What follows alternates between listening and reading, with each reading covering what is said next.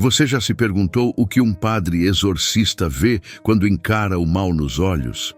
Não o mal que aparece em filmes, mas o que sussurra no escuro, que rasteja na mente, que faz até os mais fortes duvidarem da própria sanidade.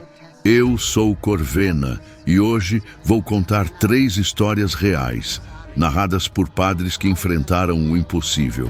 Histórias que não saem da minha cabeça e talvez não saiam da sua. Inscreva-se no canal e jogue água benta no like. Prepare-se! Depois disso você pode olhar para as sombras do seu quarto de um jeito diferente.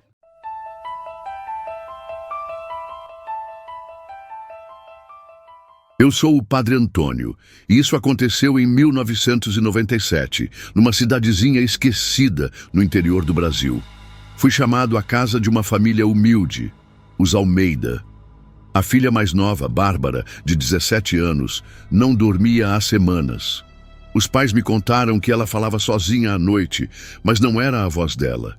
Era algo gutural, como se viesse de um lugar que não pertence a este mundo. Quando cheguei, a casa cheirava a mofo e umidade. As janelas estavam fechadas, mas o ar parecia pesado, como se algo estivesse nos observando. Bárbara estava sentada na cama, os olhos fixos no teto. Ela não piscava. Perguntei seu nome, e ela respondeu sem me olhar. Você já sabe quem eu sou. A voz não era de uma garota, era grave, rouca, e parecia ecoar dentro do meu peito. Comecei o ritual de exorcismo, segurando o meu crucifixo com tanta força que ele cortou minha mão. Cada palavra em latim que eu pronunciava parecia irritar o que quer que estivesse ali. Objetos começaram a tremer. Um copo de vidro explodiu na mesa sem ninguém tocar. Mas o pior não foi isso. Durante o ritual, Bárbara começou a rir. Não era um riso humano, era como se várias vozes se sobrepusessem, umas agudas, outras graves, todas zombando de mim. Ela disse coisas que eu nunca contei a ninguém. Pecados que cometi na juventude, segredos que enterrei no fundo da minha alma. Como ela sabia? Após horas, ela desmaiou e a casa ficou em silêncio. Pensei que tinha vencido, mas semanas depois, os pais me ligaram. Bárbara estava bem, mas havia algo errado. Ela começou a desenhar símbolos estranhos no caderno, coisas que nenhum de nós conseguia entender. E à noite, eles ouviam risadas vindas do quarto dela. Só que Bárbara jurava que não era ela. A igreja me proibiu de voltar lá, alegando que violei o código de conduta ao realizar um exorcismo sem autorização. Até hoje, eu me pergunto, o que deixei naquela casa? E se aquilo não foi embora, mas apenas se escondeu? O medo mais antigo e mais forte da humanidade é o medo do desconhecido. E naquele dia, eu senti esse medo em cada fibra do meu ser.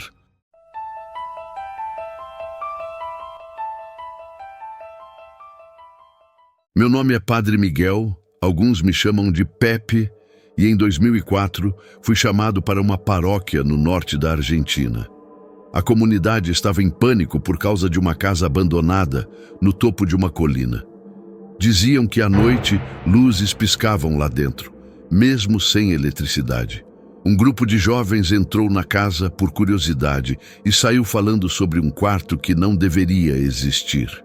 Um deles, Diego, nunca mais foi o mesmo. Ele parou de falar, só balbuciava sobre olhos nas paredes. Quando entrei na casa, o ar estava gelado, como se o inverno tivesse se instalado só ali. As paredes estavam cobertas de mofo e havia um cheiro doce e podre, como flores mortas. Encontrei o tal quarto no segundo andar, mas ele não estava nos registros da planta da casa. Era pequeno, com uma única janela trancada. No centro havia um espelho velho, rachado, que refletia tudo, menos eu. Meu reflexo simplesmente não estava lá. Comecei o ritual, mas as palavras pareciam presas na minha garganta. O chão tremia levemente, como se algo estivesse se movendo embaixo. Então, ouvi um sussurro vindo do espelho. Não era uma voz, mas várias, falando ao mesmo tempo em línguas que eu não conhecia. Tentei ignorar, mas o espelho começou a rachar ainda mais, e eu juro que vi algo se mover dentro dele.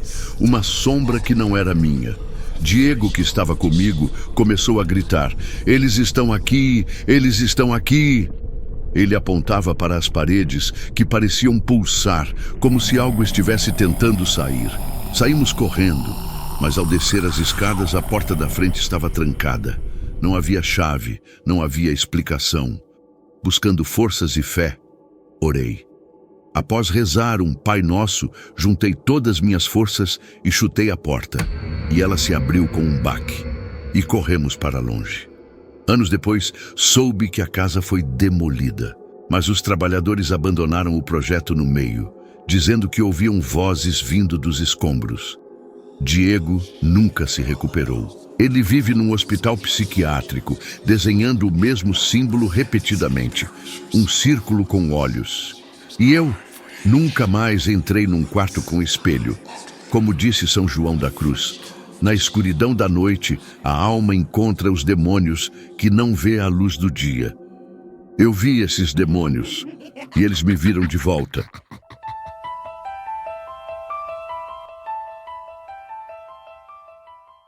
Eu sou o Padre Giuseppe, e essa história aconteceu em 2018, numa vila no interior da Itália. Fui chamado para ajudar uma família cujo filho, Matteo, de apenas 9 anos, estava agindo de forma estranha. Ele falava em latim, uma língua que nunca aprendeu, e sabia coisas que ninguém podia saber, o dia exato da morte de cada pessoa da vila, nomes de parentes falecidos que ele nunca conheceu, até crimes antigos que haviam sido encobertos. Quando cheguei, Matteo estava sentado no chão, desenhando com carvão. Ele desenhava igrejas em chamas, rostos deformados e algo que parecia um poço sem fundo. Seus olhos eram vazios, mas ele sorria. Perguntei quem ele era e ele respondeu, com uma voz que não era de criança: "Eu sou todos eles." Minha cruz caiu da minha mão, como se algo a tivesse arrancado.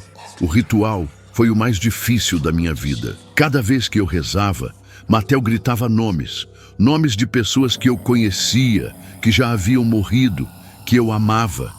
Ele descrevia como eles sofreram antes de partir, coisas que só eu sabia.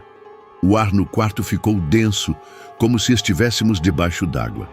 As paredes começaram a suar e um líquido escuro escorria, cheirando a enxofre. Depois de horas, Matteo caiu no chão, inconsciente.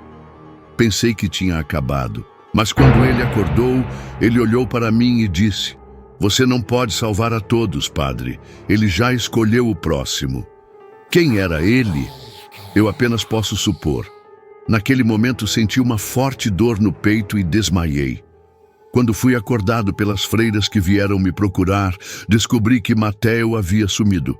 Meses depois, a mãe de Matteo desapareceu.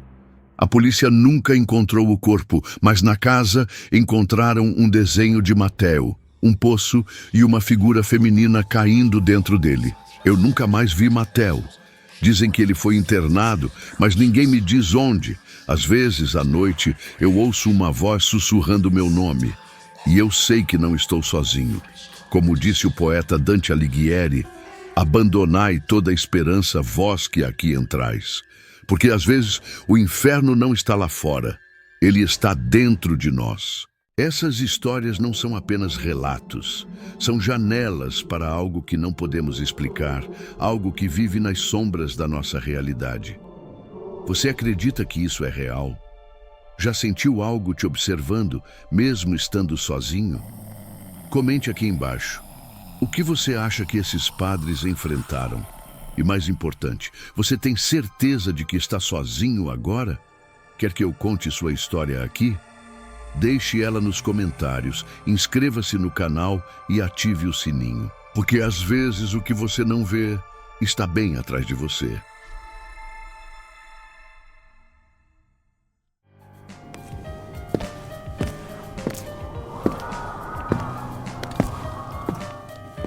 Me diga do que você tem medo.